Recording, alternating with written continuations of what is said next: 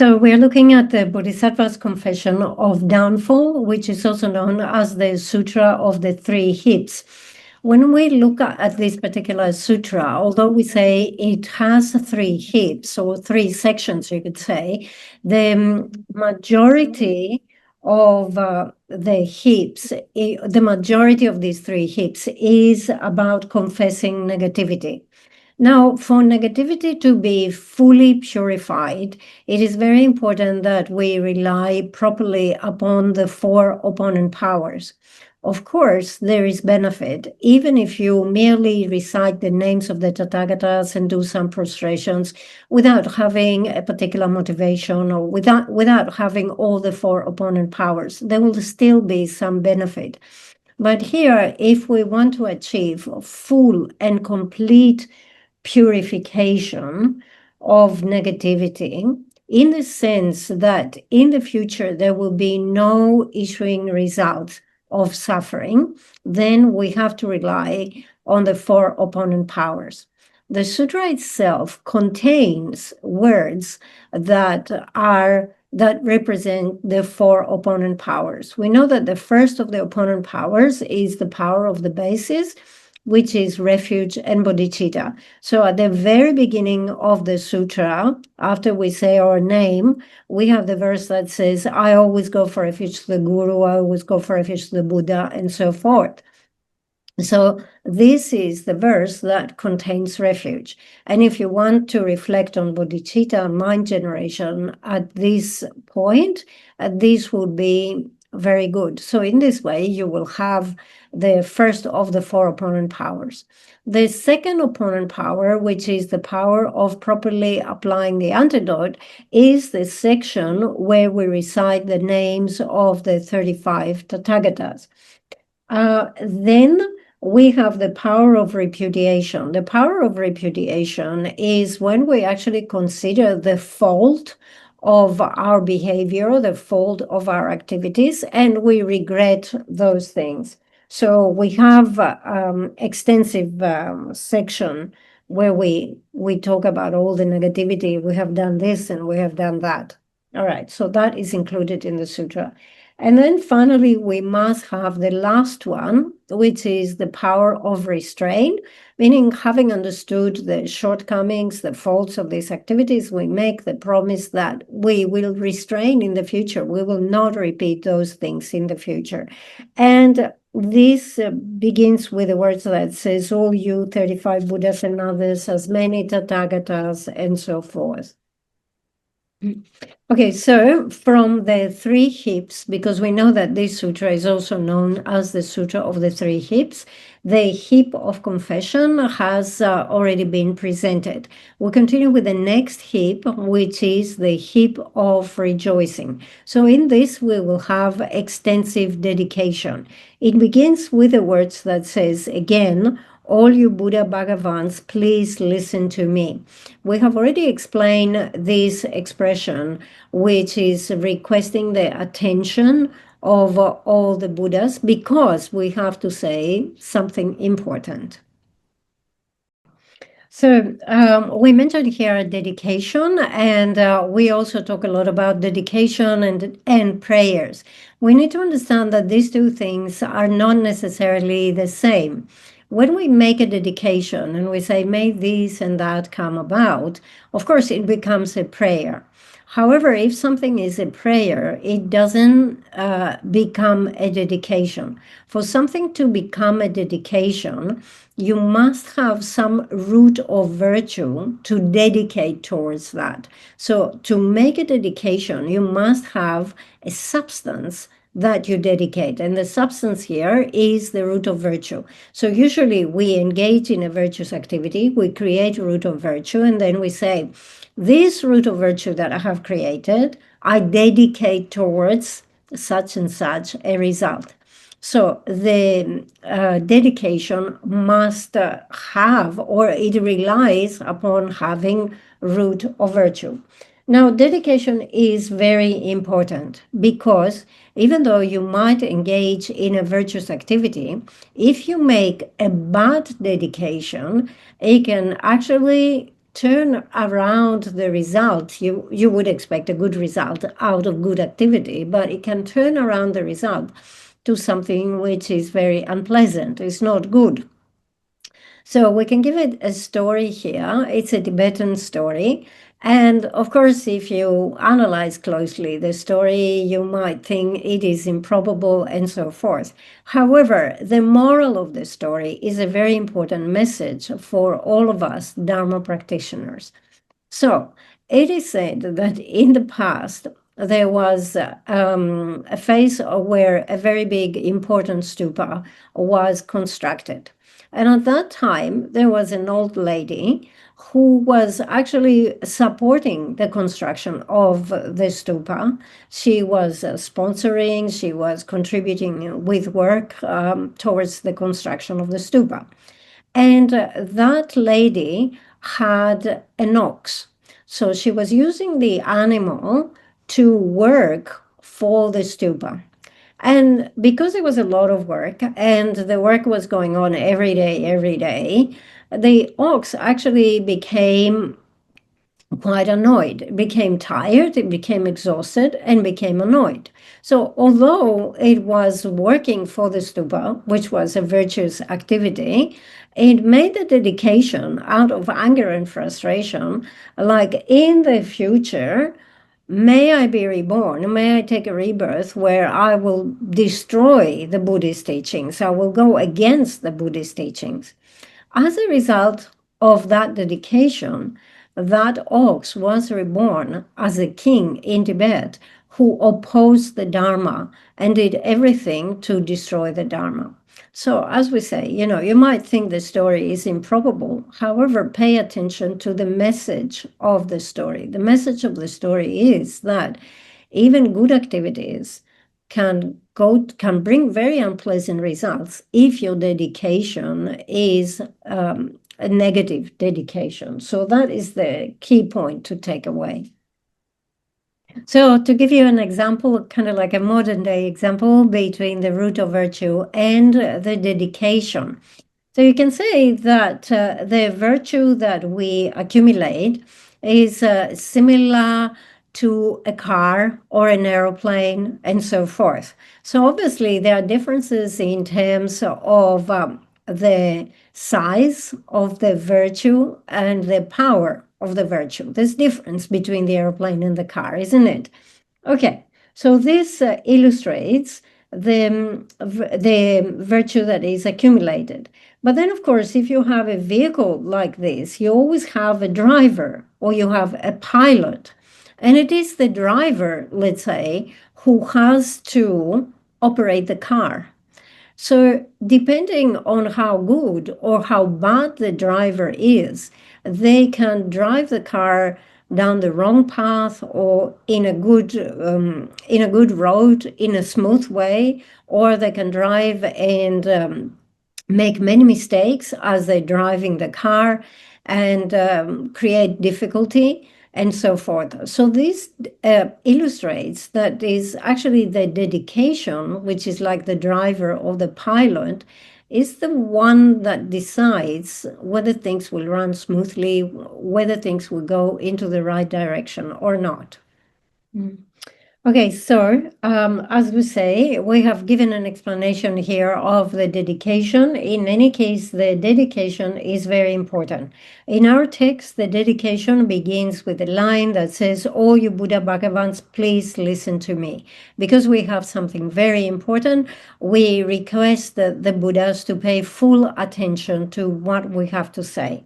And then we begin by saying, in this life and all other samsaric birthplaces in samsara, through beginningless and endless rebirths, whatever root of virtue I have created, and so forth. So we're talking about a virtue we have created, first of all, in this life, and then we include all the others virtue that we have created in all other rebirths we have taken within samsara since beginningless since beginningless time. So it talks about beginningless and endless rebirths, because there is not one particular rebirth that we can identify and say, okay, that was the first one in samsara, that was the beginning of everything. So it's beginningless and endless rebirths.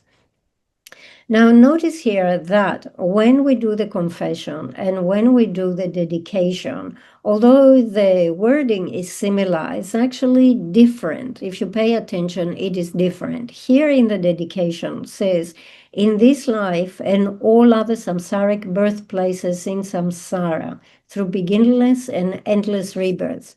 Whilst when we were talking about our negativity, it said, in this life, and in all samsaric birthplaces in samsara, throughout beginningless and endless rebirths, whatever negative actions I have done, and so on and so forth. And what we need to consider here is that the amount of negativity we have accumulated is always much bigger than the amount of virtue we have accumulated. As Bodhisattva's Ways of Life says, obtaining a rebirth like this is similar to a flash of lightning in the darkness of the night that only illuminates the sky for 1 second. So the darkness of the night, which is pervasive, is the amount of negative karma we have accumulated. And the opportunity for virtue is just like very brief. It's just like a flash of lighting. It only lasts for 1 second. So always there is this imbalance between the negativity and the virtue. Mm-hmm. So although it is so imbalanced, nevertheless, in this life, we are born as humans. And we're not just born as humans, but we are born as human with a full set of 18 conditions that are very conducive to the practice of Dharma. So, which is something which is quite rare, to have the full set of 18 favorable conditions. So to take you as an example, you are born in a country that you find yourself in a society, in a country that, although it is a peaceful society, is also, one would say, materialistic society. Everybody is quite busy with work, chasing this and that, whatever responsibility. However, you, amongst all other people, you have this opportunity to come to the Dharma Center every week, and you have the opportunity to witness with your eyes Dharma activities, to listen with your ears to Dharma teachings, and so on and so forth. So you have to understand that what you have right now is a great opportunity, and that great opportunity is only the result of having a great accumulation of virtue that you put together in your past life, right? So you have to recognize what great opportunity you have right now. It is a great opportunity, and you have this, and it is the result of what you have done in your past life. So important to recognize what you have right now. Mm-hmm.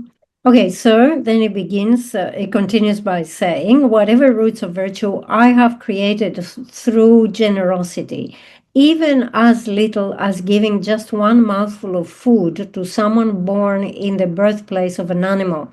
So we begin by dedicating even the smallest amount of virtue, the smallest. Here we have an example of generosity. So it says, even just giving just a few grains of rice, let's say, to an animal, that very small act of generosity, even though it is small, we dedicate even the smallest amount of virtue we have created. Then it continues, whatever roots of virtue I have created through guarding morality. So guarding morality here refers to maintaining the morality of abandoning the 10 non-virtuous actions. With every one of the 10 non-virtuous actions that you abandon, you establish one type of morality. So whatever root of virtue I have created through abandoning any of the 10 non-virtuous actions, The next one, whatever roots of virtue I have created through remaining in pure contact. So pure contact here indicates ordination. So in my past life, I have experienced ordination. I have been ordained. So whatever root of virtue I have created in my past lives as ordained, I dedicate that. All right, so we continue here. We have done the morality, we have done the pure contact, and then it says, whatever roots of virtue I have created by fully ripening sentient beings. So we can create root of virtue when, for example, we teach Dharma, we explain the meaning of reality, or we just give some general instruction and advice to others in order to benefit them. So by giving these instructions or teaching Dharma, we are ripening the mind of sentient beings. Whatever roots of virtue I have created by generating the mind of supreme enlightenment. So here it talks about generating the mind of bodhicitta. Although we have not actually experienced generating the genuine bodhicitta, nevertheless, many times we have made the prayer and say, may I become enlightened for the benefit of all. Or in the context of adjusting the motivation in the beginning, often we contemplate about bodhicitta. And therefore, there is root of virtue in all that. And this is what we can dedicate here. Then it continues, and whatever roots of virtue I have created by cultivating unsurpassable, pristine wisdom. In different commentaries to this particular sutra, there is a special correlation here with the 6 perfections. So with the first one, where we say whatever root of virtue I have created through generosity, this refers to the practice of generosity. So even small acts of generosity, such as giving food, a morsel of food to an animal, and so forth. The second one, whatever virtue I have created through guarding morality, refers to the practice of the perfection of ethics. The third one, whatever root of virtue I have created through remaining in pure contact, refers to the practice of patience, because, for example, in order to listen to the Dharma, attend Dharma teachings, and so forth, we have to endure some discomfort, some difficulty at times. The next one, whatever root of virtue I have created by ripening sentient beings, relates to the practice of enthusiastic effort, because when we give advice to others, we give it enthusiastically. We make the effort enthusiastically. The next one, whatever root of virtue I have created by generating the mind of supreme enlightenment, relates to the practice of concentration, and whatever roots of virtue I have created by cultivating unsurpassable, pristine wisdom relates to the practice of wisdom, the perfection of wisdom. So we can see that correlation with the 6 perfections as well. So for the last one, cultivating unsurpassable, pristine wisdom, this is also explained as the wisdom realizing emptiness. But beyond that, it can refer to that realization of emptiness that can actually combine or influence any other aspect of our Dharma activity. And then we have the words that says, so it mentions the various root of virtues here. It says, I gather and combine them all. All right, so there is a particular meaning here in the words, I gather and combine them all. It indicates that I gather, and again I gather, and again I gather. So I create this accumulation. So whatever root of virtue, however small, I have created in these lives, in past lives, and also whatever root of virtue other beings have created, I gather this, I build all this up, I amass all this together. So just as, for example, when we want to clean water, we would do that in different phases. right? So you could say it's an accumulation of purification. First of all, you would remove the most obvious rubbish that is floating in the water, and then you will take it through a process of filtration, and then you will take it through a second process of filtration, and so forth, until it becomes very clean. So when you repeat the action, you have an accumulative effect. So here also, it's like you combine and you gather more. All right, so then it says, I gather and combine them all. Having combined them, and here we have the actual words of dedication. I fully dedicate them for the unsurpassable, for that of which there is no higher, for that which is even higher than the high, for that which surpasses the unsurpassed. I fully dedicate for unsurpassable, perfect, completed Buddhahood. Okay, so first of all, we begin, you can see there is always a comparison, right? You have something high, and then you have something higher, and you always go for the higher. Okay, so we have the word unsurpassable. Unsurpassable indicates there is nothing that surpasses this, and therefore this is the highest. If it is the highest, it means there is nothing that is higher than this. So keep this in mind, so that you dedicate for that which is the highest. Okay, so we have the words that say, for that which is even higher than the high. We can take the high to be a bodhisattva. And then that which is higher than the high, that which surpasses a bodhisattva, is a Buddha. And then it says, another way of explaining these words is to talk about hearers and solitary realizers, and to say, okay, this is high, this is important, but I want to go and dedicate for that goes beyond the level of hearers and solitary realizers. So at the end, it says, I fully dedicate for unsurpassable. Again, unsurpassable means there's nothing higher than this, the perfect, complete Buddhahood. There is, it is unsurpassable. The dedication is unsurpassable in two ways. First of all, because the goal towards which we dedicate is unsurpassable Buddhahood. Nothing goes beyond that. Secondly, is because the way that we dedicate, we have our bodhicitta and our root of virtue influenced by the view of emptiness. And that combination is unsurpassable. That's it. Okay, so we mentioned here the view of emptiness, which is the view of selflessness. So when we talk about the self, we need to understand that, of course, there are different philosophical positions regarding the existence or the non-existence of the self. In the past in India, there were many, you could say, religious or philosophical traditions. Some of them had specific views about the self. Some of them did not have views about the self. So we're not going to discuss those who did not have views about the self, or position about the self. Those who had views about the self, then, of course, for those, we need to examine whether they accept the existence of the self, or they say that the self does not exist.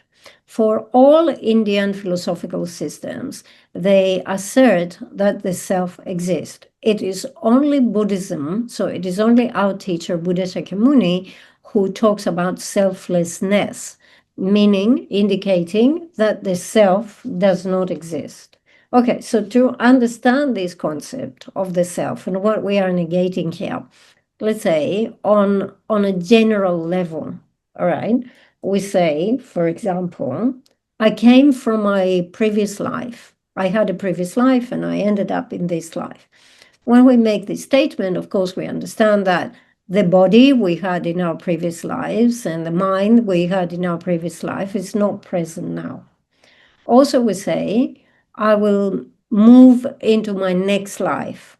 Okay, so what we indicate with this, again, what we understand with this is that when the person dies, obviously there's nothing of the aggregates that remain. So the body, the physical aggregate, is either burned or it's buried under the ground and so on and so forth. It doesn't go anywhere. And similarly, the way of thinking and so forth. So they all stay behind. Okay, so it seems to us that when we talk in that general level, it seems that there is a person who is actually using the aggregates, right? He's like on top of the aggregates and he has control of the aggregates. And that if there were no aggregates, we wouldn't have a concept of the person. Okay, so keep that idea as a basis, and then let's see what the non-Buddhists say.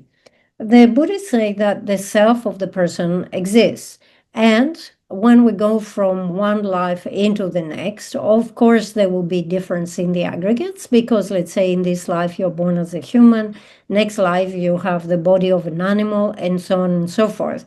So although those the physical aggregates or other aggregates, they undergo very big transformation, there is always a me, a self, I, that continues and goes from life to life. And therefore, they say, for that reason, the self of the person exists. Our teacher, Buddha Shakyamuni, so the Buddhist view, is that the self of the person does not exist. Okay, so we do have this idea, which is only because we have developed familiarity just with the wrong ideas, and we have become familiar with the wrong ideas. However, if we were to analyze and remove each one of the aggregates, we will see that there is no self, no I, to be found. So there is this famous verse that says, it is not each one of the aggregates, and it is not other than the aggregates. So this is how we make this dedication towards the unsurpassable, perfect, complete Buddhahood. And then we continue with an example. We say, just as the previous Buddha Bhagavans fully dedicated, and however those Buddha Bhagavans who have yet to come will fully dedicate, and however those Buddha Bhagavans who are present now fully dedicate, similarly, I also fully dedicate. So I dedicate by taking their dedication as an example. I dedicate similar to the way they dedicated. This is actually very beneficial, because the way that the Buddhas of the past, the Buddhas of the present, the Buddhas of the future, such as, for example, our teacher, Buddha Shakyamuni, the way that they dedicated was an amazing and a very vast way of making dedication. So we just say, similarly, however they did it, I do the same. And we know in the dedication verse that we usually recite, where we say, from the Samantabhadra prayer, where we say, just as the Bodhisattva Manjushri and Samantabhadra too, I also dedicate fully. So we say, just as those great bodhisattvas did a dedication, I just copy them, I just mimic their example. So this way of dedicating, let's say I dedicate similar to them, is a type of dedication that gives great benefit, because it makes our dedication very powerful. To give you an example, imagine that you are in a meeting and a particular issue is debated and discussed, and someone takes the floor and takes a microphone, and it's a very good speaker, a very good thinker, that actually says, I have this and this opinion, my opinion on this matter is this, and then they give very clear, very detailed reasoning. Okay, now you might be in this assembly and you might have the same opinion as this person. However, you don't have personally the ability to think logically through all these reasons, or perhaps you don't have the ability to verbally express them clearly and precisely as this person did. However, because you're of the same opinion, when this person concludes their presentation, you can raise your hand. Let's say you vote and you say, I am of the same opinion, right? And when you do this, even though you lack the detailed reasoning, your dedication or your vote comes to have the same power as the first person. So it's like this. It's greatly beneficial. Okay, so after this, we have a couple of sentences that say, I confess individually all negativity, I rejoice in all merit, and so forth. So we mentioned before, when we talked about the practice of J Rinpoche, that J Rinpoche talks about doing the practice of the 7 branches. And the practice of the 7 branches actually refers into the confession of downfalls. And therefore, we say within the confession of downfalls, we should be able to identify the 7 limbs. The 7 limbs begin with, first of all, the limb of prostration. So we know that in this practice, we do prostrations. It is obvious that this is included. The second one is the limb of making offerings. Although we do not have actual words included in this sutra for making offerings, this is something that we can visualize or we can reflect on whilst we're doing the prostrations. The third one is the limb of confession, and confession is the main practice or the main part of this particular sutra. And then after this, we have the limb of rejoicing, the limb of requesting to turn the wheel of Dharma, and the limb of requesting not to pass into paranirvana. These 3 will appear in a short way, in a short sentence coming up in the sutra.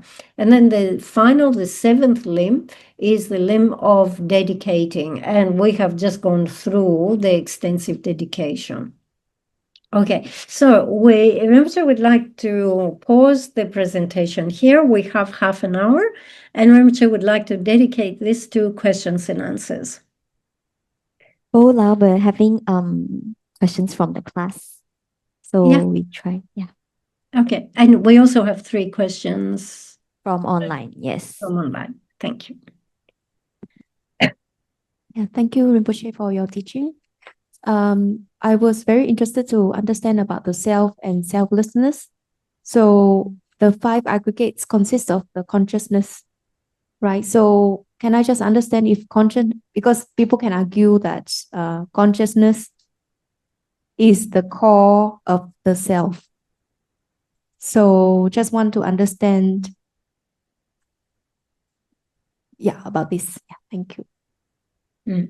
Okay, so if we look among the Buddhist tenets, there are a few schools that actually say that consciousness is the person. However, let's think about it very carefully. When we say my body, you understand that I and the body are 2 different things because you say my body. Similarly, when we say my mind, we understand that these 2 things are not the same. There must be 2 different things, right? Now, when we use the expression and we say, I take rebirth, what is it that I take?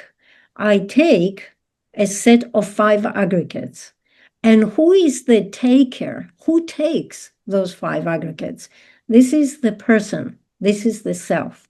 So if you actually consider these expressions, simple expressions, you will see that consciousness cannot be the same as me or the I. It doesn't sit well.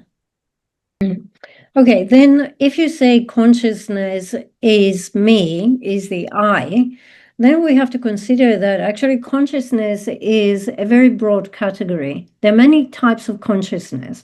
We have sense consciousness and we have mental consciousness. And within sense consciousness, for example, we have the eye consciousness, the ear consciousness, the nose consciousness, and so forth. There are many types of sense consciousness. And similarly, with mental consciousness, we have coarse mental consciousness, we have more subtle types of mental consciousness. So let's examine what happens when we fall asleep. When we fall asleep, all the sense consciousness stop, that they do not operate. They're not there. And also, from the mental consciousness, the coarse types of mental consciousness are not there. They do not operate. Okay. But at the same time, at that time, I exist, the self exists. Or in the case, for example, where you faint and you're totally unconscious, there's no consciousness, right? But still, the I exists. So it would be a mistake to say that consciousness is the self, is the I. So how then does the I exist? The I exists as something which is merely imputed upon the form aggregates and consciousness. Okay. Another question? Feng, you're okay? Any other question? Okay, Michael. Thank you, Rinpoche, for teaching. I'm also on the same topic about the consciousness thing. I don't know how to put it clearly, but yeah, I understand that the I exists, not the consciousness, somewhat similar to consciousness, but it's not the consciousness, right?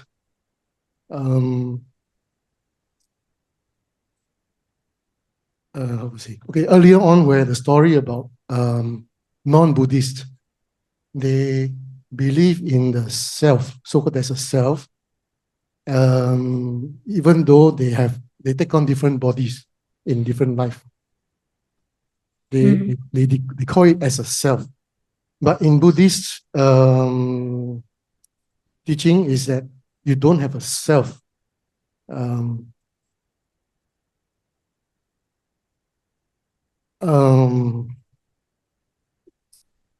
Okay, how about let's say Rinpoche reincarnate, right? Reincarnate. That what is the I or the him that reincarnates? He does not take on the same aggregates as the previous life. Of course, that is understandable. Isn't this very similar to what the non-Buddhists say? It's only a definition of self that makes a difference. Is that the story, the moral of the story? Yeah.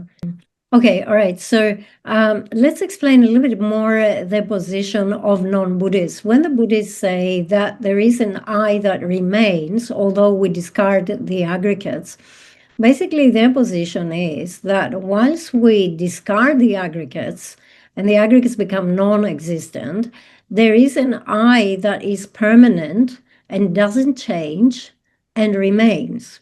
Okay. We, the Buddhists, say there is no occasion in which there will be no aggregates, because the I is something which is imputed upon different types of aggregates. So there's actually different levels, coarse and subtle aggregates. You have this particular birth, and you have what we say obvious or coarse aggregates. Then you die and you move into the bardo. And when you are in the bardo, you have a set of aggregates, but it's a much more subtle set of aggregates.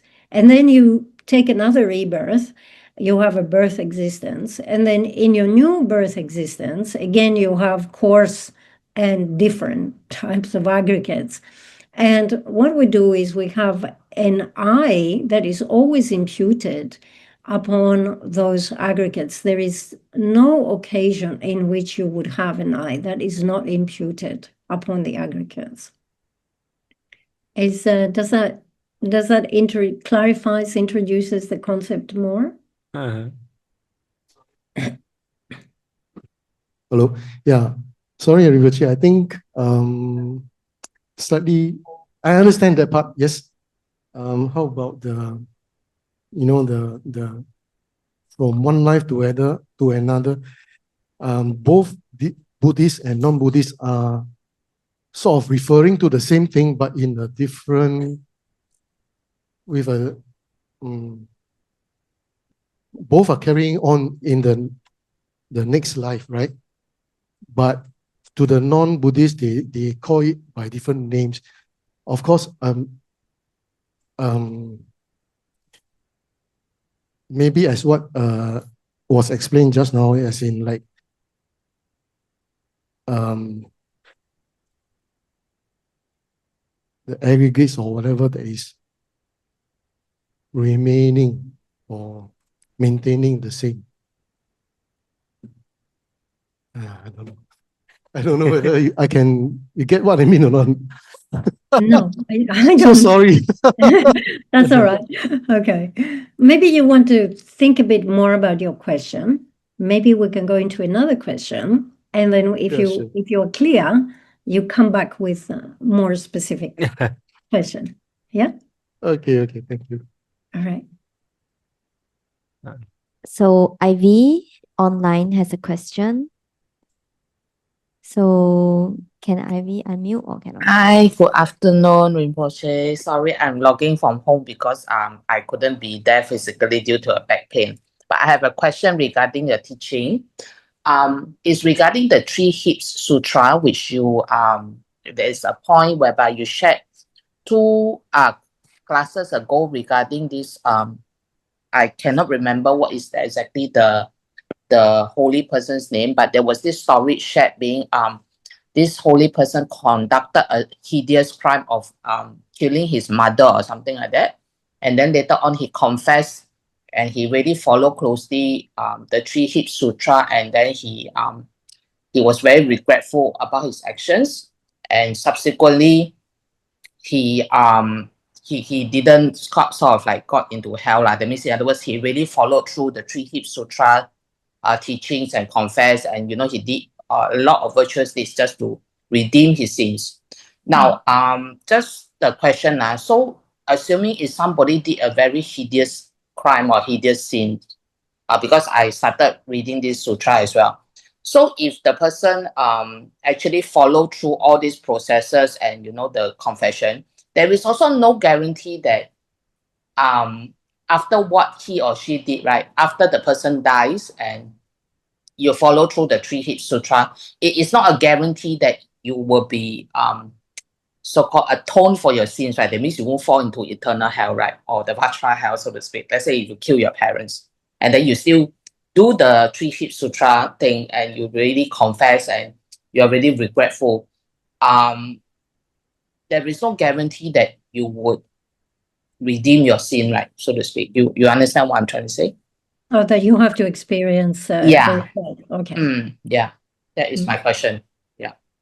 Okay, so we did say, of course, that you can do the practice of the Sutra of the Three Heaps in conjunction with the four opponent powers, and this has the power to purify negativity. But we also mentioned that this purification of negativity will vary because you might purify a lot of negativity, you might purify some negativity, it might become a little bit lighter, and so forth. And there are those who say that, okay, we can give an example of negativity here. So let's say we have two people and one of them has broken a leg. Now, once you break a leg, once you break the bone of the leg, of course, you can reset the bone and you can heal from that broken leg, and you can rehabilitate and walk again. But if we were to compare the legs of the person who had the accident and has broken the legs with the legs of the person who never broke a leg, these legs are not the same.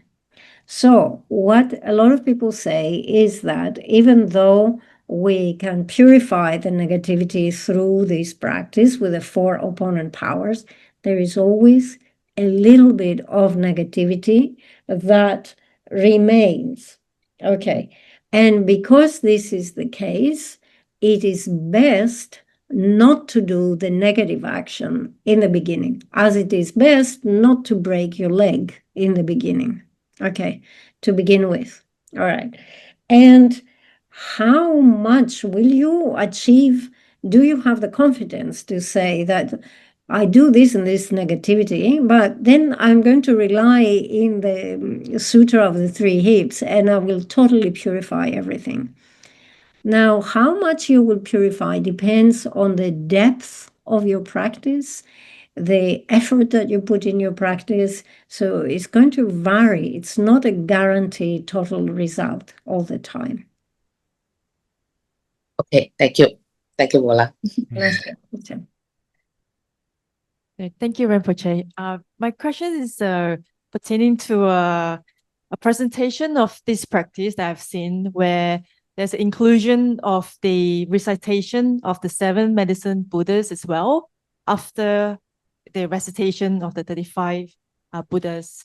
So I'm just curious on what is there a special significance to that based on the lineage, or is it just a combination of 2 different purification to increase the efficacy of the practice? Thank you.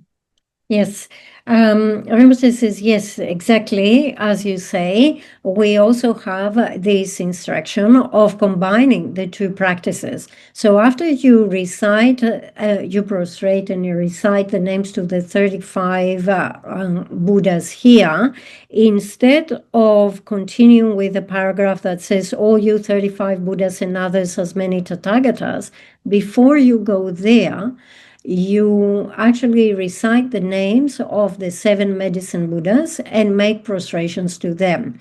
So this is a valid instruction, a valid practice, and it would be very good if you do it. Rinpoche made the choice not to present this particular version of the practice, because then it actually becomes quite complicated and people can become confused. So not only do you have the 35 Buddhas, now in addition, you also have another 7 medicine Buddhas. And Rinpoche was saying that if this is the practice that you do, is actually very good. And if people at the center are familiar with this practice, it is something to be encouraged. And the reason for that is the special feature of the 7 medicine Buddhas is that by relying on them, especially on degenerative times, where everything becomes more and more degraded and the practice becomes more and more difficult, if we rely upon them, the practice becomes easier and the power of our practice increases. Therefore, there is great benefit in relying on the 7 medicine Buddhas. And the result of this is due to the dedication they did when they generated the aspiration to become enlightened. So remember how we stressed how important the dedication is. So due to their special prayers and aspirations and dedications, they have this effect on our practice. However, Rinpoche said, I wanted to kind of like teach in a way that communicates that even if you don't insert in the practice the 7 medicine Buddhas, just doing the Sutra of the 3 Heaps with just the 35 Buddhas, this is a complete practice for purifying negativity. Thank you, Rinpoche, for the teaching. And before I proceed my question, I wish that you continue to come to Singapore to do the teaching and again and again. And what happened to your question? You want to ask? Yeah. My question is on the purification practice. Do we have Vajrasattva practice, purification practice, the 35 Buddha, and inclusive it together also can do with the 7 medicine Buddha? My question here is, my understanding of the teaching is that the key for the purification will be the 4 opponent power. And that is the depth, are you mentioning that also the depth of the practices for purifications, the effectiveness of purifications? That's my question. Yes, it is as you say, it is the key is relying on the 4 opponent powers. And as Rinpoche in the middle length of the Lam Rim says, continuously every day, rely upon the complete set of the 4 opponent powers to bring about total purification. So these words are very important.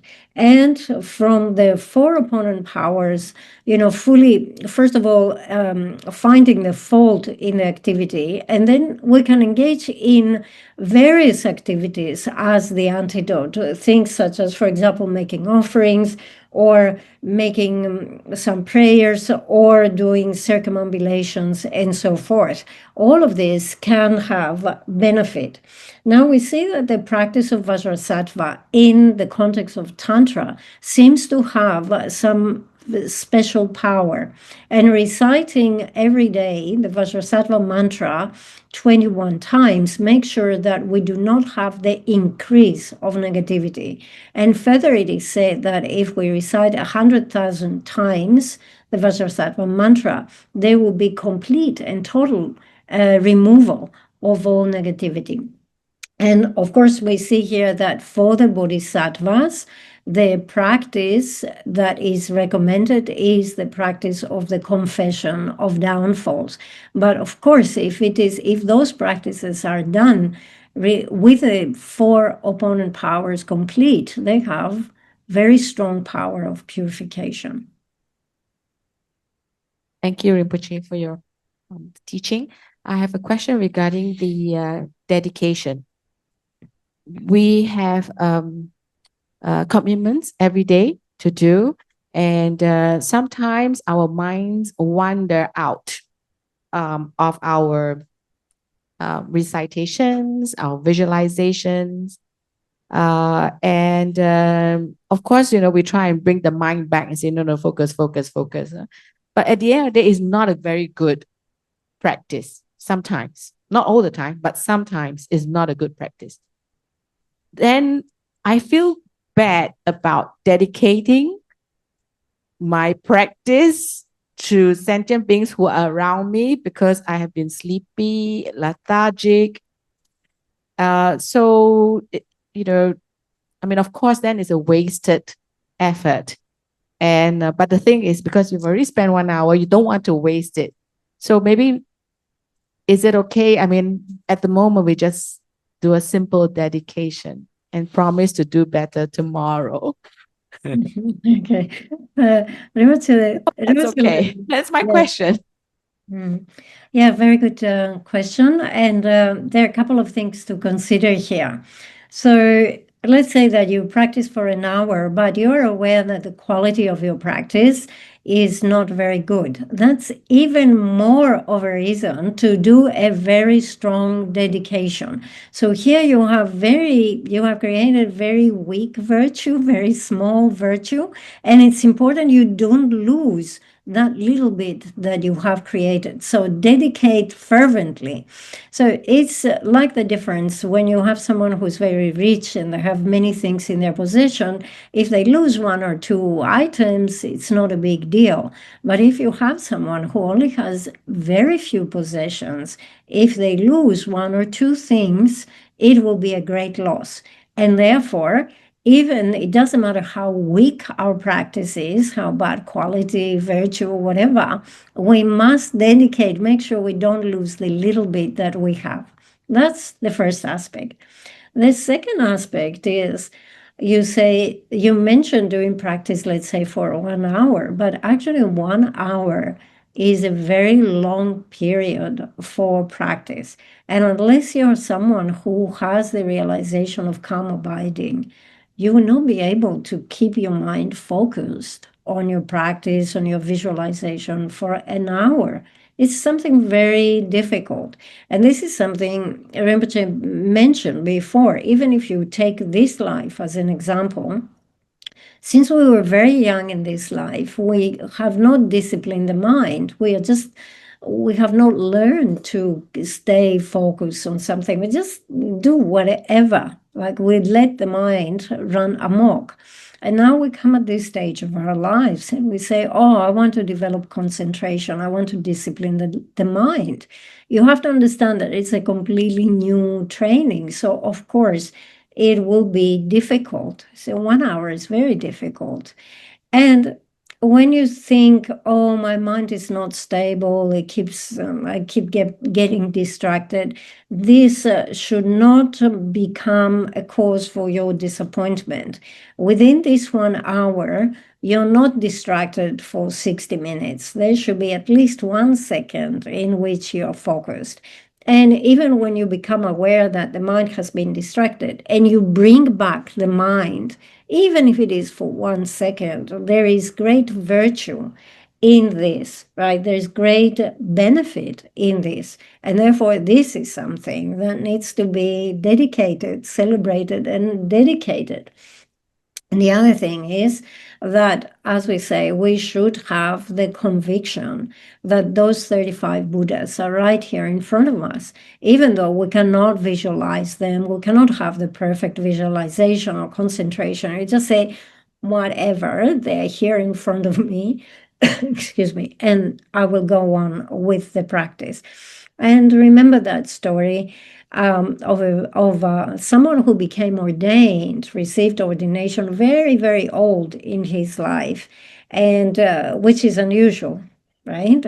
And the Buddha explained that he gave him ordination because he could see that in the past he was born as an insect who happened to land upon a leaf of a plant, and due to water going around the stupa, unintentionally he circumambulated the stupa and he created some root of merit. So merit, even, root of virtue, even if it is small, needs to be dedicated. Ajahn Rinpoche, my question to you is the 35 confession, there is one Buddha, I think it was the 29, which is for confession of jealousy and all that. But what if you yourself is not jealous, but you have people, a lot of people that are jealous of you? So what do you do to like get rid of those people? Insane. What do you do? Pure, I also don't know how to say, like purify them, or like, because okay, when you confess through this is you yourself being jealous, but what if you yourself is not jealous, you see?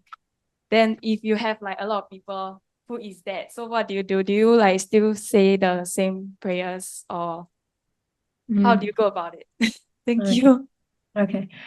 All right. So Rinpoche, first of all, would like to say that this is the last question that we're taking for today, but there are a lot of people who want to ask questions, so you will have opportunity in the next session. Don't be disappointed. Okay. So actually, right now, at the level that we are, it's very difficult to, through our thoughts, intentions, meditations, and so forth, to pacify aggression, jealousy, and so forth that comes from other people. There is a particular type of concentration that arhats cultivate, but arhats are quite developed beings, right? So they cultivate what is called a concentration without affliction.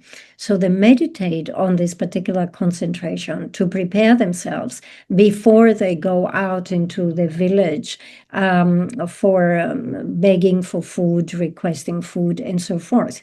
Because when you go out in request of alms, anything might happen. Some people might become angry at you, some people might become jealous at you, some people might develop attachment towards you, and so forth. So if you go out unprepared, begging for food from different households, anything might happen. And therefore, those arhats, they have this level of concentration and they meditate on this. And when they go out to receive alms, everything is pacified. But we are not at this level. However, what we can do at the level we are at is we can make sure that our verbal and our physical behavior, our conduct in general, is honestly, it's polite and pacifying, not aggressive. But the most important thing is that our intention in our mind is that we really want to honestly help that person. So it again, it's something that you can apply to the close circle of people around you. There can be jealousy amongst your friends, but if you act towards them in a way that honestly you want to help them and you want to support them, then we can see examples of that behavior, that good contact, actually having an effect and minimizing jealousy. But otherwise, to say, I will, at the level I'm at, I will meditate and pacify other people's jealousy or whatever else they project onto me. Unfortunately, at this point, we cannot achieve it.